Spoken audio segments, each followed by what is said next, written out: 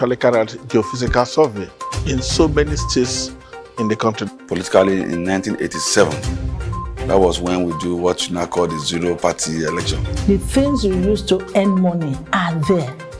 It's just for you to know how to think of developing them. Representing the people is you being a trustee of dividend or democracy to the people. The people are the beneficiaries. Being an executive director, I'll be able to help and use my experience. The state now, the environment is quite friendly. The foundation has been laid for even foreign investors, other investors within the Nigerian economy to come in.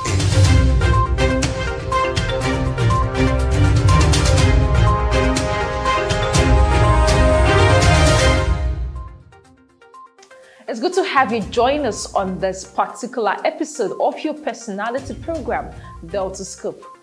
My name is Isioma Adigwe.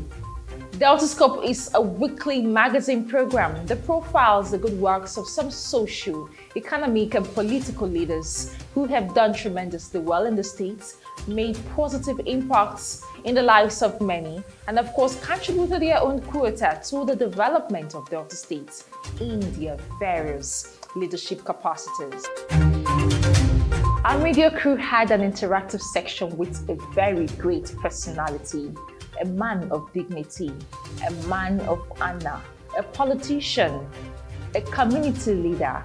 He was one time the public state secretary of PDP under the administration of former governor Iburi. He was also a one-time director of transport under the former administration of Governor Eweta Oduwaha. This personality was one time a commissioner for environment under this beautiful administration of our great governor, Dr. Otto Ifeanyi Okowa. He once contested for the State House of Assembly and won in his own constituency. Let's meet Olorogu Chief John Nani.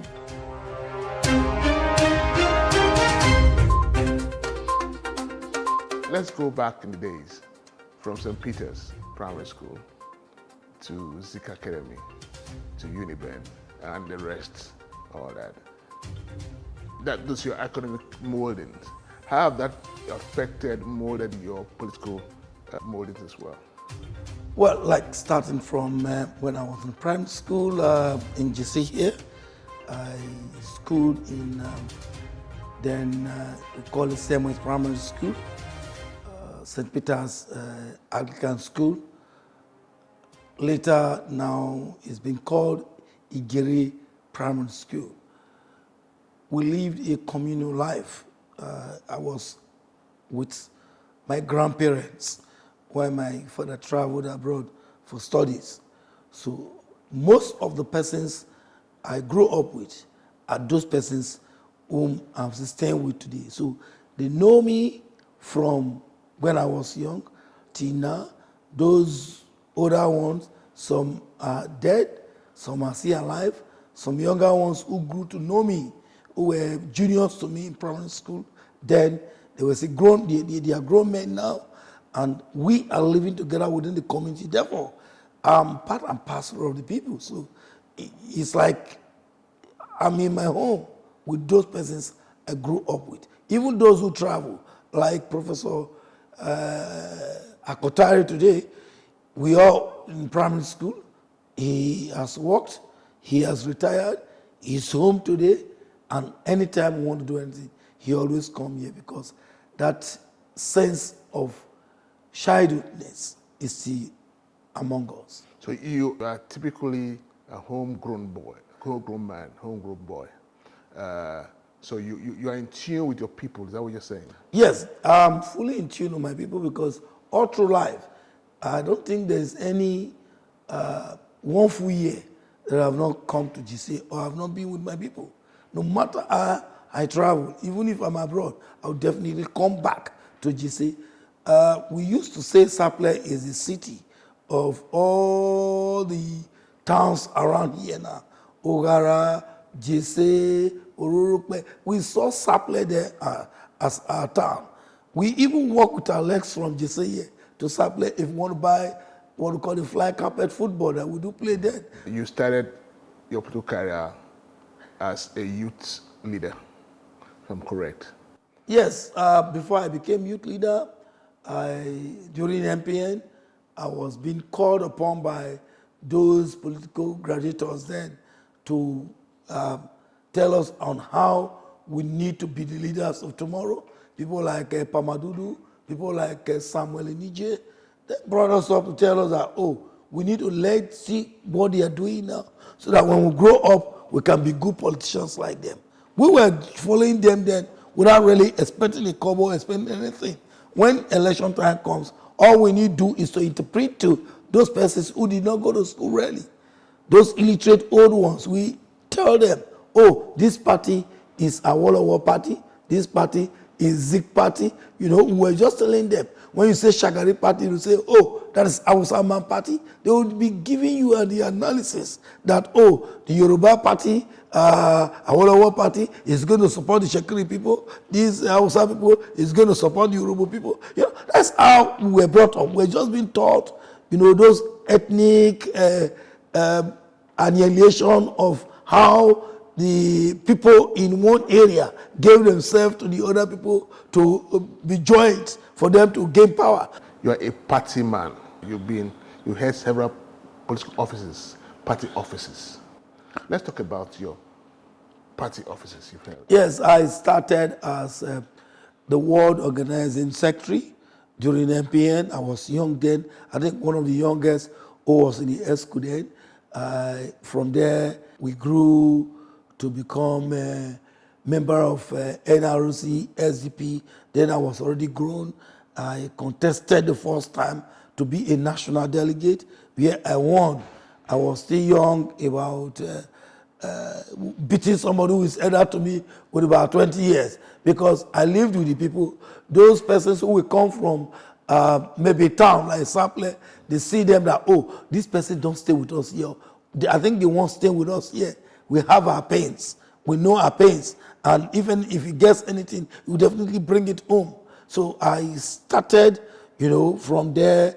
And when SDP and NRC left, we continued in politics. We came to this GDM time, you know, when Iburi was in GDM, we were in UNCP. Later, we came to see GDM, you know, becoming the PDP, and we all saw Iburi as a little star coming because he was a young man when he came, and we now keyed into the youths because Ibori was a youth when he came into politics, and we, the youth, we felt we need to emulate him, and we now joined PDP, joined hands with him to see that, yes, he became the governor of Delta State. But at the point you were a member of APP, you contested. Yes, what happened was that when I left APP, it was less than, I didn't stay in APP up to 6 months after the contest. My people approached me, knowing full well that I have the grassroots, and Ibori being somebody who wants a situation where those around him come around him. I crossed to PDP, and immediately I was made the state public secretary of PDP because knowing full well that I have that oratory coupled with me being a lawyer made me the state public secretary of PDP. You're a businessman. Apart from being a politician, you're a businessman. You're into hospitality, you're into farming, into construction. Tell us about how you're able to galvanize those commerce. I think I grew up with it because my grandmother was a big trader. When my father was abroad, I stayed with my grandmother. I was the one, when I was barely 11 years old, I was going to Sapele to buy wares for my grandmother, fish, tobacco, all those things he's selling. I know our customers. I just live here, I go to Sapele, I get those things from the customers. They tie money in what we call umama. They tie it around my waist. When I get there, I discharge the money, I count for them, and they give me all the wares here, and I bring them back here. When I go to school in the evening, I go around selling, hawking for my grandmother. But my grandmother is a school person. She's educated. She was a nurse. She will never allow me to leave school one day to go and sell. So I was learning everything with my grandmother how you can keep your gain, unless you are going to invest into the business, how you will not touch the money of the business. Those things I learned from my grandmother. And as I was growing, I was also looking for a way to make my own business. Because when we were small, those sharp sand on the road, we do pack them and sell them to those who want to build us. I will not keep my money. As the money is going, growing, instead of me going to buy sweet or buy things with it, I will not ask my grandmother, what can I buy to sell? She will tell me as you are going, buy this for yourself. So I buy, I come, I sell. My money was growing. And all children harvest, I was always being made the chairman of the children harvest because I have that money to donate. So those things, I grew up as a business man. The fountain of my business acumen started with my grandmother. And also I have love for farming. That was how I started with planting palm trees long ago before I became, I joined active politics of getting positions. Before this democracy, I've already planted palm trees. If you see my palm trees today, you won't believe I'm the one that planted them. Apart from that one, I started timber business. The hub of timber business is in my village at 1 year, where they don't even have sawmills in Sapele then. They export this timber.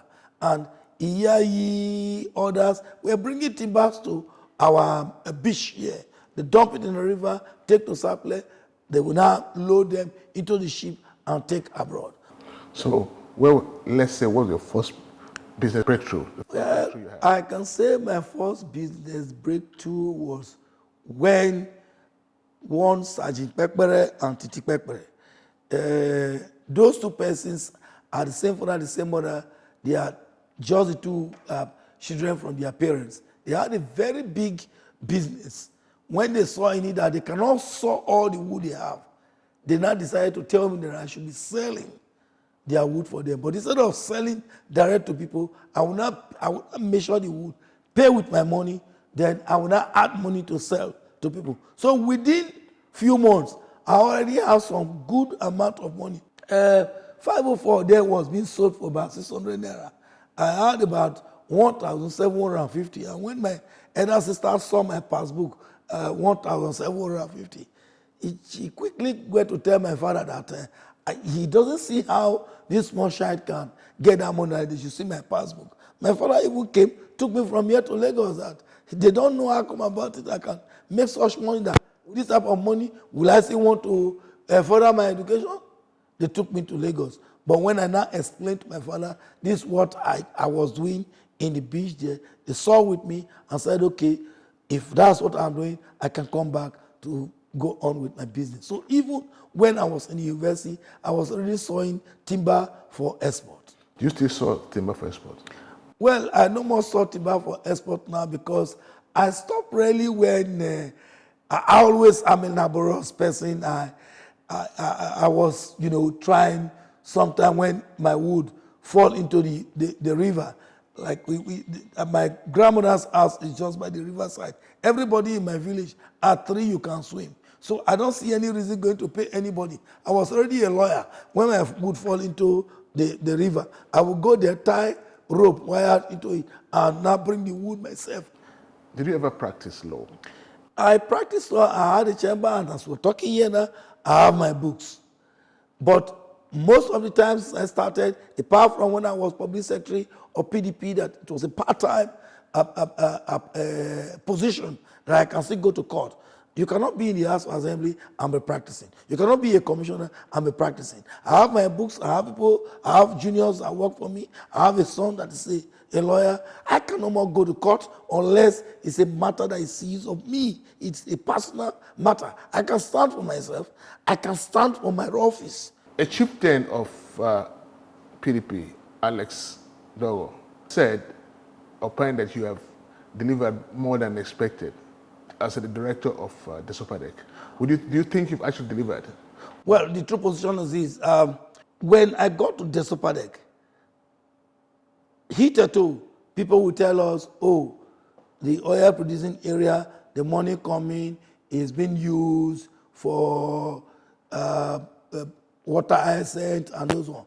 But when I got there, I saw in it that, yes, the idea of that bottom-up approach, which we introduced, we need to key into it and make sure that those things the people demanded from us, we should do in accordance with, as demanded, as with the amount of money that accrues to Desopadec. Since I came into Desopadec, I'm not representing just my community. I am representing the ethnic nationality of Urhobo. Over this time, you've been a legislator, you've been an executive, you've been now you're a board member, not just a board, executive board member. What have you brought home to your people? Yes, when I was in the House of Assembly, within the 4 years, I built 4 new secondary schools. Because when I was campaigning, then the first thing I was told in 2010, because the election was in 2011, when I got to Okinigo community, was that I should take away my drinks, I should take away my money.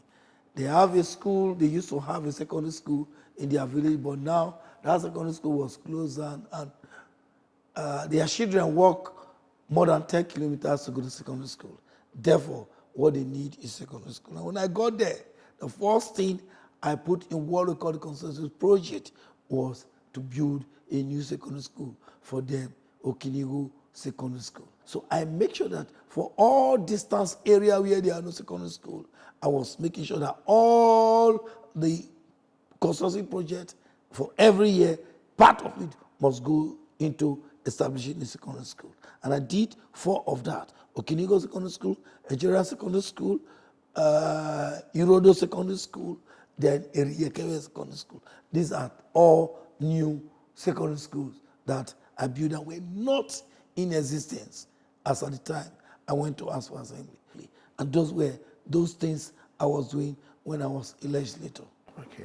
That was when you were a legislator? Yes. But then when you became a commissioner? When I became a commissioner... What did you bring home again? When I was a commissioner, not just bringing home, bringing to the states. Yes. Because I introduced to the state canalization, digging of canals to evacuate water. You know, we are in the delta area. We have the coastal flooding and the internal flooding. That's all this flash flooding.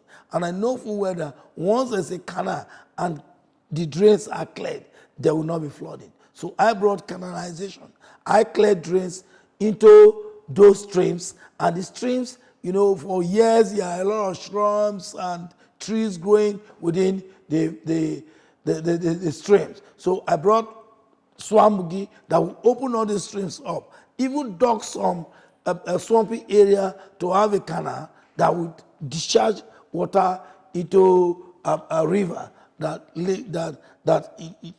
takes from the river, it goes into the ocean. So I did a lot of things. If you go to New Map came, it's a World Bank assisted project. They came, Bongpa, there you have the gully erosion. They've done a lot of work there. If you go to Ika Northeast and Ika South, Midoma, the whole area of Midoma, you will see that houses were caving in because of gully erosion. But today, it's a thing of the past. You're a leader, everybody knows you. Now, what do you think the next page for Urhobo in terms of development? How do we get Urhobo land to be developed? How can we get them into federal phase? How can we get unity within Urhobo land? Well, Urhobo is the 5th ethnic nationality as it comes to population in Nigeria. And Urhobo has been in the limelight since independence, and even hitherto before independence, when there was struggle and partition of Africa. So Urhobo has been there before the advent of oil. And when oil came, you know, it dwindled the economy of agriculture, because a lot of persons now believe that the money is there. We have the money coming from the oil. It is my hope that, yes, we need to think that, yes, this fossil fuel, that is the energy that the oil, the crude oil give to us, one day will no more be needed. Therefore, I am making it that yes, Yoruba are going back to what they were already known for, the farming. The insecurity we are talking about today, people should be engaged. It's because people are not engaged. That is why you see all this insecurity. They want quick and cheap money. Corruption will not be there when you know you work for the money. The socio-cultural background abhor anybody who will say, I am rich, whereas they don't know how you got your money. You've been through the party line, you're in business, you've been through the executive, you're now in the board. If you have to, your next move, and all this move you've done has translated on some of development to your community. Now your next move, what are your plans again for your people? Well, I have been called upon now to run for the Senate, and I'm prepared to hearken to my people's voice to run for the Senate. I will not be fetching water from the rock. I will get to the well and I'll fetch water from the well. So I will know, I know full well that going to the Senate is a legislature arm of government where you will not execute. So if I get there, it is my intention to go to the Senate. When the time comes, I will unveil all I think I will do for the people. For now, I'm seeing Desopadec. They've seen what I'm doing. They are testing to it. Repstar Locutor is fast speaks for itself. With that, they will judge me that any place they ask me to go, I will definitely deliver what they want me to do for them. Awumutuwe, thank you very much, sir, for having us around. I'm sure we'll come back, sir. Whatever you do, good luck to you, sir. Thank you. Thank you, sir.